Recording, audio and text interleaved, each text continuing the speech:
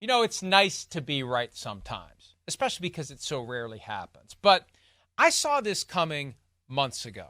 On one hand, Tom Brady wants to buy a piece of the Raiders. That transaction remains pending. On the other hand, he is and will be the number one game analyst at Fox, making $37.5 million per year on a 10-year deal. There's an issue. There's a conflict.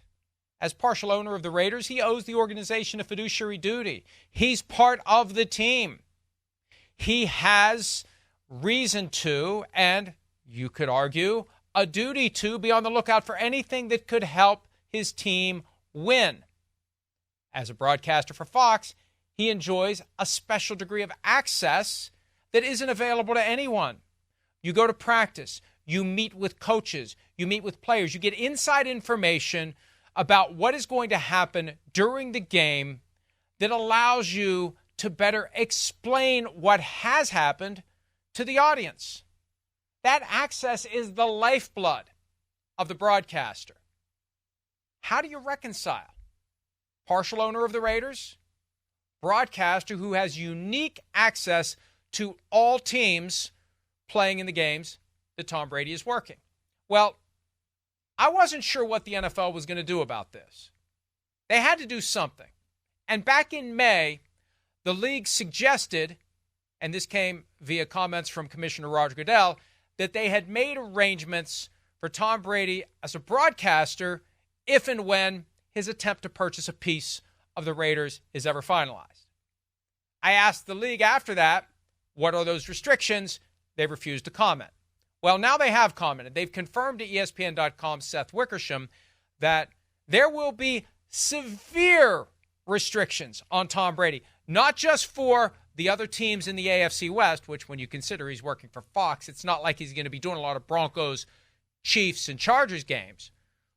All teams, if and when Brady's attempt to purchase a piece of the Raiders is finalized, he will not be permitted to be in another team's facility, not permitted to watch practice, not permitted to attend production meetings, either in person or virtually, and taking it a step farther, as an owner of a team, he would be prohibited from publicly criticizing game officials and other clubs, which could subject him to a fine if he goes too far. When there's a horrible call that's made during a game, he can't say it's horrible, lest he be held to the same standard that an owner, a coach, a GM would be held to.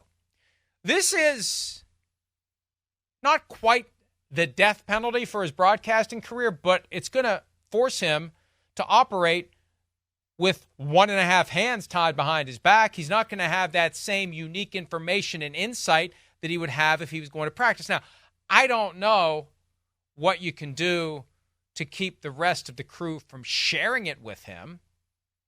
I don't think he gets walled off from any information that they might glean, and he just finds out when the rest of us do when they provide a little tidbit or nugget during the game. But I think that, and I said this back in May, he just needs to pick one or the other.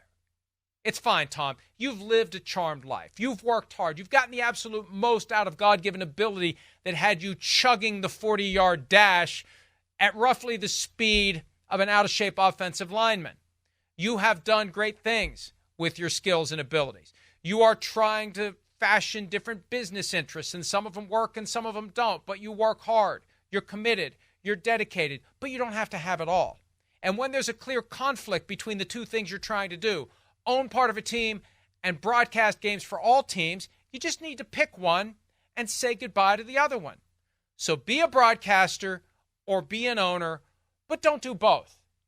It's more than a little selfish to think you can do both. And it's very selfish to do it in a way that the audience is going to suffer. If you care about the audience, you would want Fox to say, oh, I don't know, put Greg Olson back in that job so he can have full access to production meetings, practices, quarterbacks, coaches, and he can tell it like it is when there's a bad call without fear of being fined. Now, between the two, I don't know which one you give up. Yeah, you're making a lot of money working for Fox, but you get a piece of the Raiders, that value goes up over time, you may make a lot more money 10 years from now if you cash out than the money you're going to make working for Fox for the next 10 years. So it might not be an easy decision for Brady. And remember this, we reported this back in July. He and Richard Seymour came together and have a joint bid that in combination with themselves and a couple of partners, they're going to own 10.4% of the Raiders if and when this goes through.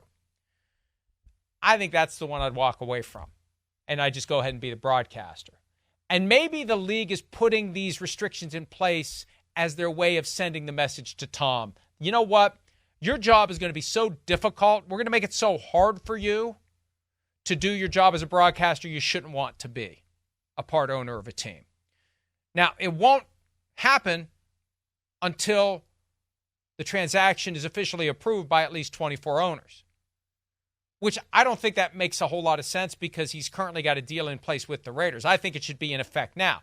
But if they delay the approval until after the season, Brady gets 1 year to do it the right way. And maybe after doing it 1 year the right way, he'll realize, I can't imagine doing this job without having the ability to talk to the quarterback, to talk to the players, to attend practices. And who knows what temptations there might be if you don't have that ability, but you find other ways to get the information. I think that it just creates a toxic atmosphere for everyone if Tom Brady is doing both. He needs to do the mature, responsible, and selfless thing and pick one or the other. And I think the NFL is trying to set up a scenario where he'll do that on his own. And the fail-safe is, when it's time to vote, maybe 9 owners say, no, we're still not comfortable with this. And they shouldn't be. The fact that these restrictions have been put in place tells you they're not comfortable. And all it takes is 9 to prevent him from ultimately owning a piece of the Raiders. I'd vote no if I was an owner. But before I'd vote no, I'd like to think that someone would talk to Tom Brady and get him to realize you can't do both. You need to choose one or the other. And if you force us to take a vote on this, there's a chance we're going to tell you to do that thing that you don't want to do without anyone telling you to do it. We'll keep you posted on Tom Brady's ongoing efforts to buy the Raiders and be a Fox broadcaster and whether or not he ultimately decides to do the right thing and pick one or the other. We'll see you next time here on PFT Live and or PFTPM. Hi, it's Mike Florio. Thanks for watching PFT on YouTube. Hit subscribe for the latest news and analysis from Pro Football Talk.